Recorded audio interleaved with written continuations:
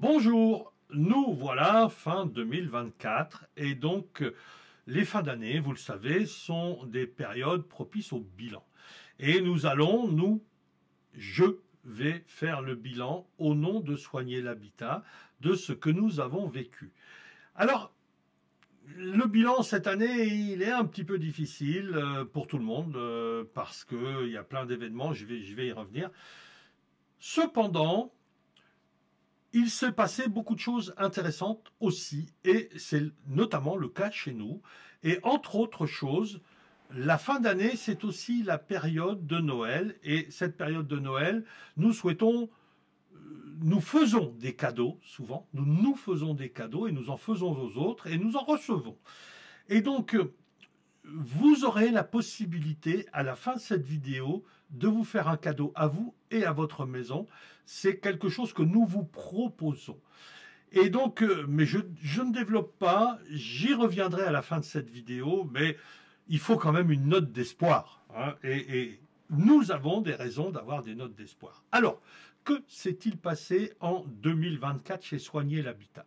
Nous avons bien évidemment continué à délivrer la formation Habitologue Pro, qui est notre formation phare, qui consiste à former des professionnels en capacité d'accompagner les occupants, les habitants, les propriétaires de maisons, entre autres, à comprendre leur habitat et à faire le point pour savoir s'il y a lieu d'envisager des travaux, etc. Si oui, lesquels seront nécessaires, lesquels seraient du superflu, voire contre-productif, etc., etc. Et donc, fort de ces compréhensions, eh bien, faire des choix éclairés. Ça, je parle là au nom des occupants. Alors, cette formation habitologue, nous en sommes à la fin de la 3e année de délivrance et nous avons bien évidemment étoffé cette formation au fil des ans et elle est devenue vraiment quelque chose d'extrêmement complet, hein, et nous avons éprouvé le besoin de la remodeler. C'est-à-dire que nous ne changeons pas le fond, mais nous changeons la forme. Et en 2025, nous allons vous proposer la mouture numéro 2 et elle va se décliner avec des cadençages différents. En 3 phases. La première et la deuxième phase étant relativement indissociables, voire totalement indissociables, mais il y aura quand même malgré tout des phases bien marquées, 2 phases, et une troisième qui sera la suite logique des 2 premières si vous voulez enclencher une formation d'habitologue et aller jusqu'au bout pour pratiquer cette activité. Voilà la formation habitologue, ce qu'elle a été et ce qu'elle va devenir. Nous avons également, et ça a été une nouveauté, développé une nouvelle formation moins longue et plus adaptée à des professionnels d'un profil particulier que nous appelons chez nous les professionnels de la conception, c'est-à-dire les architectes DPLG et autres qualificatifs, les architectes d'intérieur, les maîtres d'œuvre et les économistes, donc ces professionnels qui sont en amont du choix des travaux qui vont être faits, de la détermination de ces travaux, de leur cadençage et de leur réalisation. En effet, vous le savez, pour nous, il est extrêmement important que les choses se fassent si elles sont nécessaires et seulement si elles le sont et si elles répondent à des besoins, et elles peuvent être également obligatoires parce qu'il y a des périls, etc., etc. Donc tout ça étant de l'ordre de l'activité des habitologues et de ces autres professions que, je le redis, nous qualifions de professionnels en amont de la construction.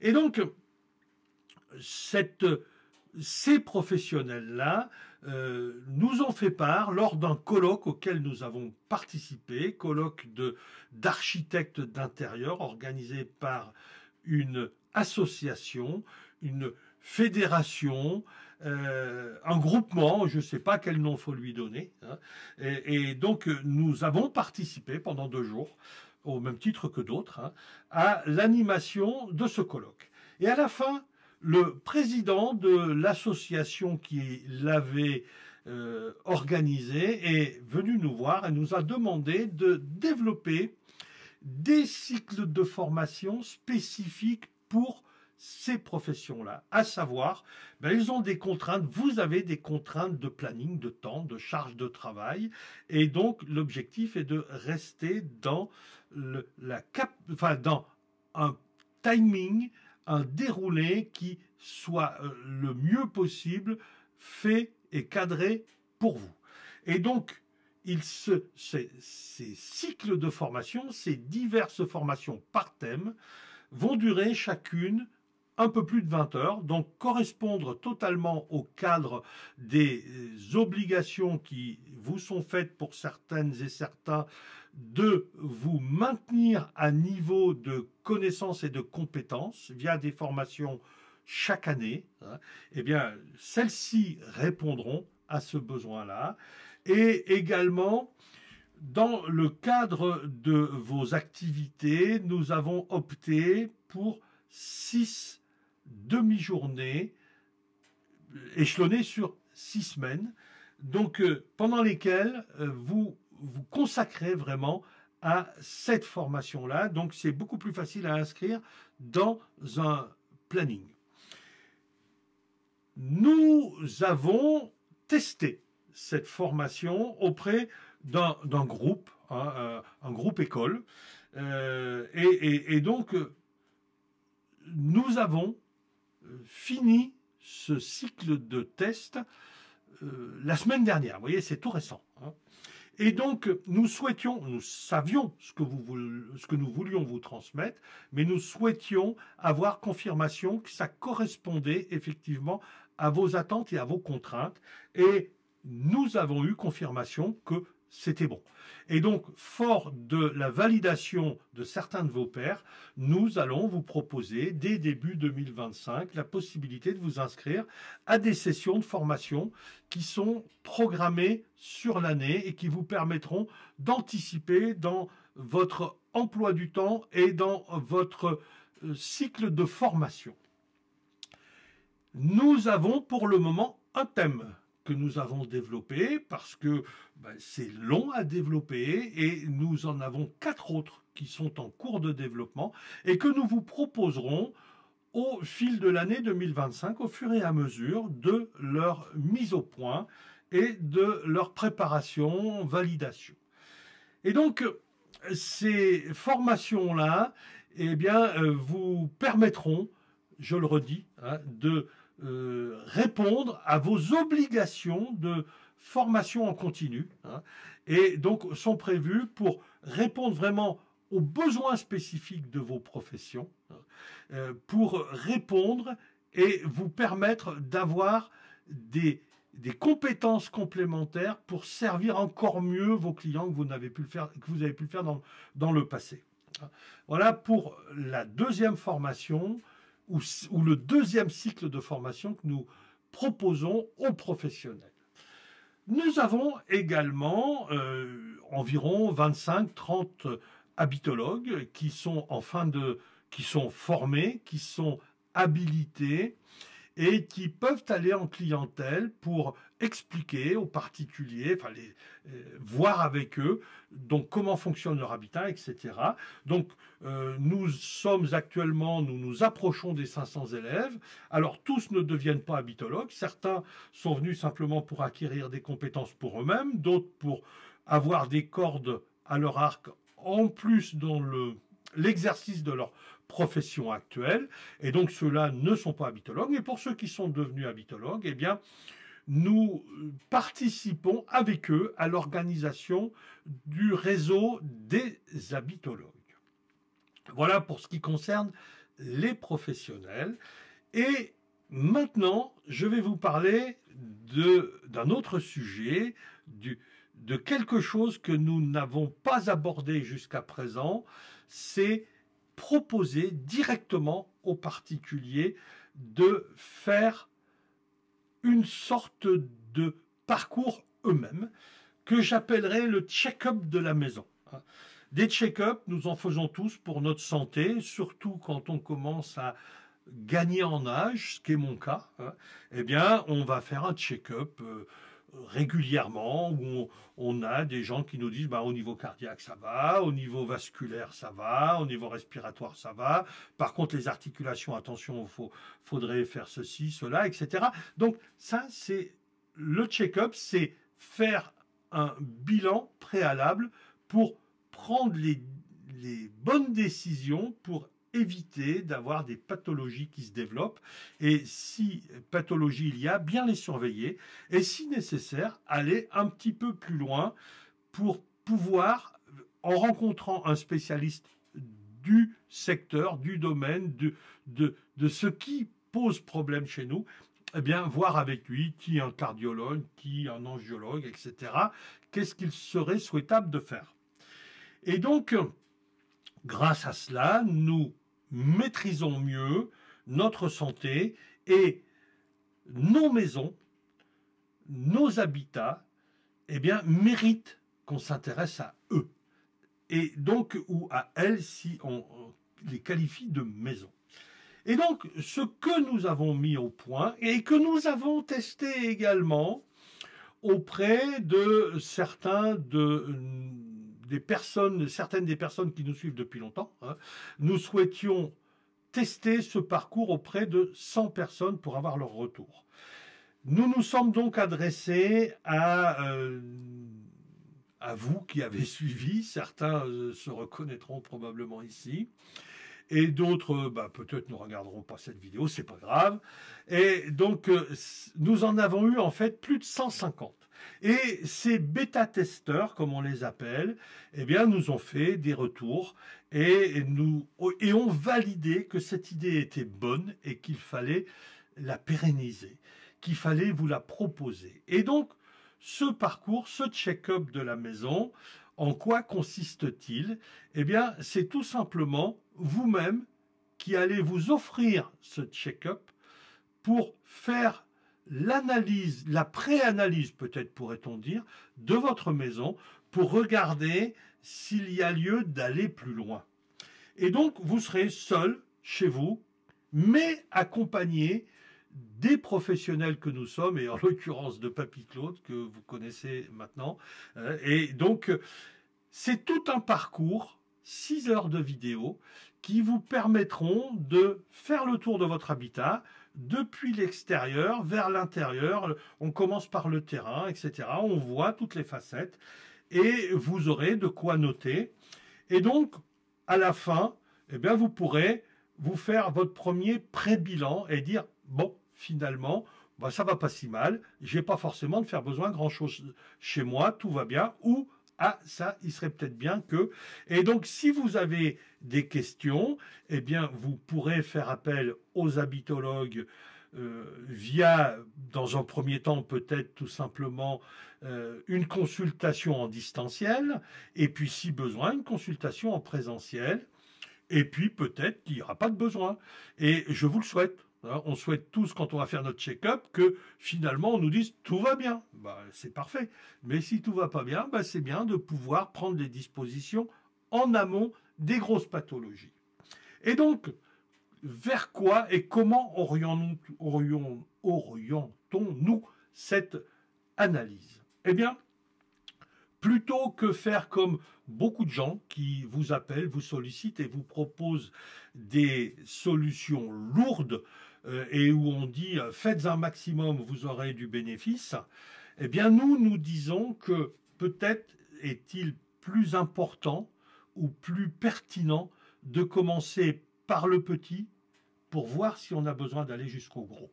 Et donc nous commençons ce parcours ensemble, si vous le faites, si vous vous l'offrez. Nous commençons ce parcours par regarder l'usage. Est-ce que je fais un bon usage des choses? Et ça ne coûte rien que de rectifier l'usage. Et après l'usage, nous regardons l'entretien. est-ce que j'entretiens bien ma maison?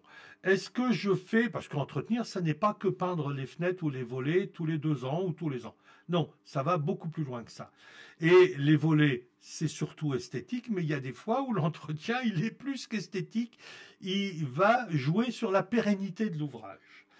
Et donc ça, c'est le deuxième volet. Vous voyez, il y a une montée en puissance. Usage, entretien, puis petits travaux.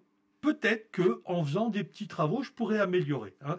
Toujours en vertu de l'application de la loi de Pareto, dont vous m'entendez souvent parler, 20% des travaux ou des dépenses pour 80% des bénéfices possibles. Et tant qu'on se tient là, c'est déjà pas mal. Hein. Et donc les petits travaux s'inscrivent dans l'ordre dans le cadre de cette loi de Pareto.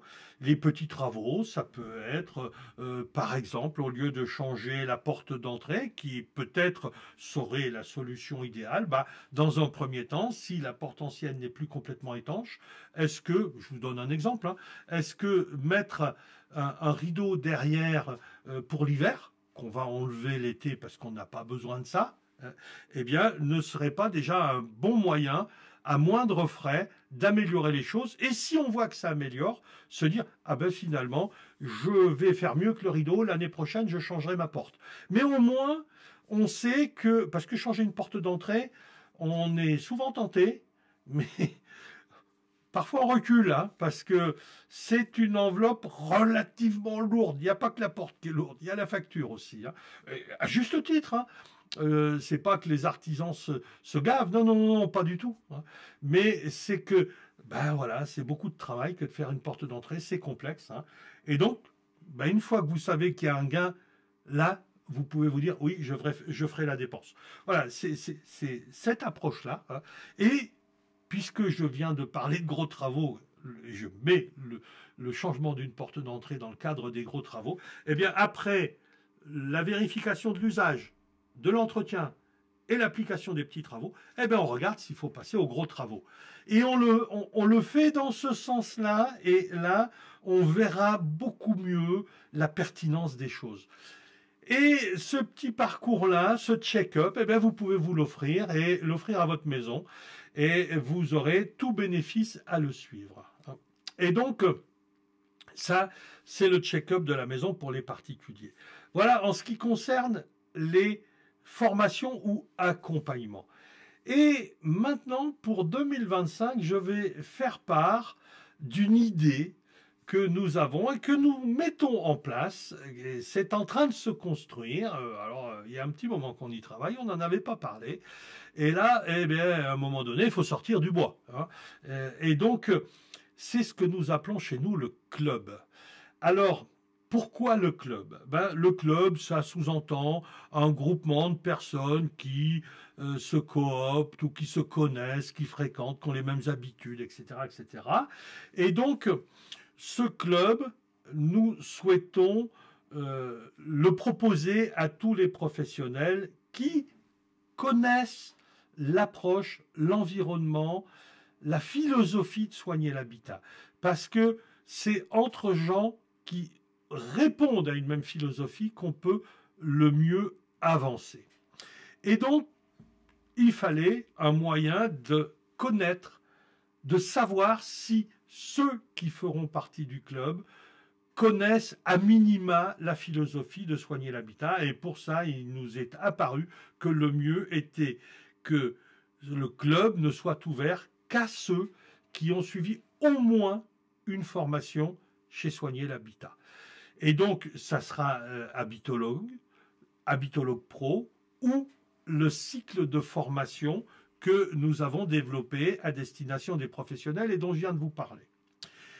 Et que mettons dans ce club? Eh bien, tous les professionnels que vous êtes ont tous des obligations de veille.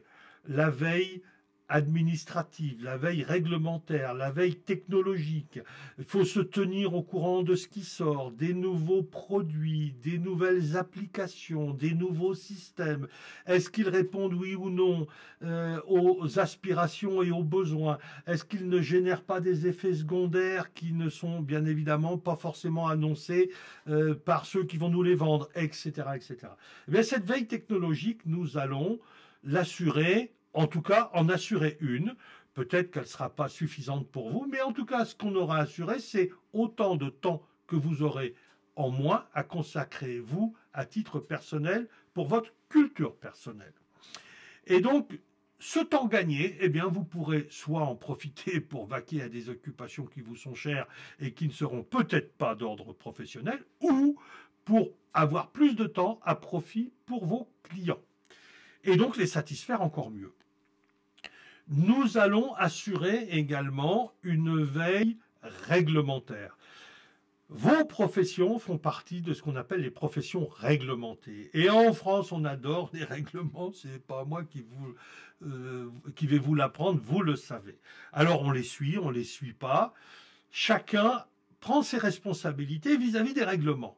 Mais à minima, comme le dit la loi, nul n'est censé l'ignorer. Alors les règlements ne sont pas des lois, mais les règlements sont quelque chose qui est là pour nous mettre dans un cadre. Et si on veut sortir du cadre, eh bien, il faut savoir ce que sont ces règlements. Et si on veut s'y tenir, il faut aussi savoir ce qu'ils sont. Eh bien, nous assurerons une veille de cet ordre-là. Nous allons aussi assurer quelque chose que l'on sait vous tenir à cœur, c'est l'information sur des sujets qui vous concernent directement. Directement vous, directement vos clients.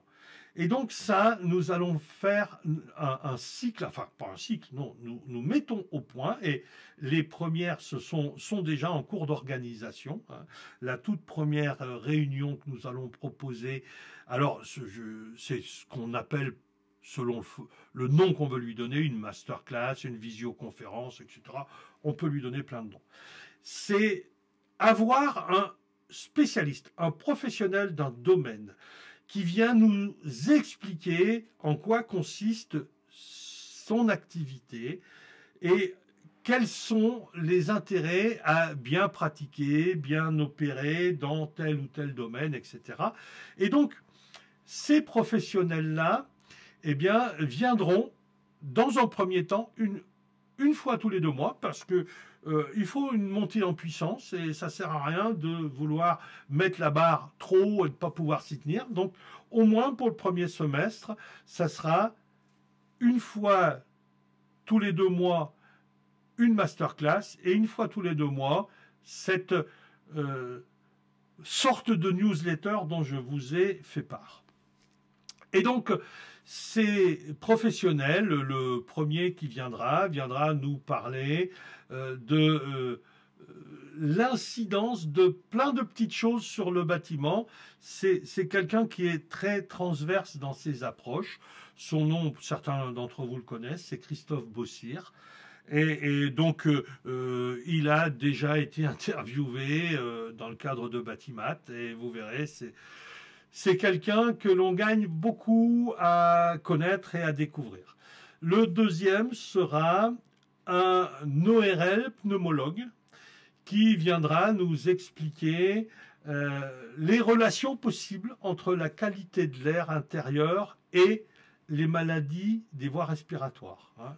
Et après, ce qui est envisagé, donc là ça demande à être confirmé, présence des ventilistes, etc. Donc vous voyez ce que nous vous proposons pour l'année prochaine, et nous vous en dirons plus bien évidemment à vous toutes et tous, puisque ça s'adresse aux gens qui ont suivi une formation chez nous. Nous avons bien évidemment vos coordonnées pour vous en faire part. Voilà. Et ceux qui voudraient adhérer à ce principe, eh bien, la porte d'entrée, c'est une formation chez nous. Voilà, pour être certain que vous partagerez la philosophie qui est la nôtre. Voilà ce dont je souhaitais vous parler. Alors, j'espère que cette année 2024 ne vous a pas été trop douloureuse. J'espère qu'elle va bien se finir pour vous. Donc, je vous souhaite de bonnes fêtes de fin d'année. Et j'espère que 2025 se passera le mieux possible et sera une année douce pour vous. Donc, bonne fin d'année, bonne fête de fin d'année. À l'année prochaine.